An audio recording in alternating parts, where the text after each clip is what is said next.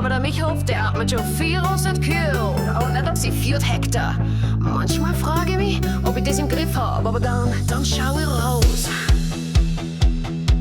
Der Wecker ist nur Deko, meine innere Uhr ist schärfer. Der erste geht zum Himmel, dann schau ich auf die Kälber. Der Ignaz und der Schweiger schrauben schon Silo Verteiler. Die Hilda und die Anna deckern Tisch, alles wird geiler.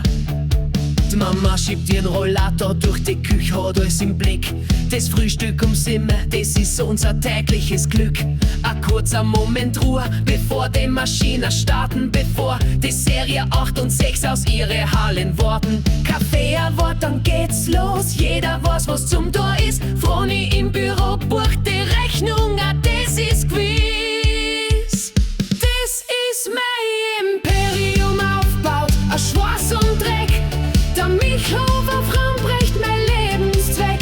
Zwischen Excel-Tabellen und Güllefassgestank regier ich mein Hof von der Silo bis zur Weidebank. 400 Milchkühe, die schreien meinen Namen. Das ist kein Spiel, das ist Realität. Aber ich sitz auf der Serie 8, spür die PS und der Marsch. Während der Ignaz mit der 7 durch die Engstellen marsch. Ich spritz die Felder, kämpf gegen das Unkraut, das nicht schlaft. Hab die Zahlen im Kopf, was die Molkerei uns schafft. Wilder Kaiser Landmilch, das Siegel ist kein Schmarrn. Dahinter steckt Arbeit, vor die Kälber bis zum Garn.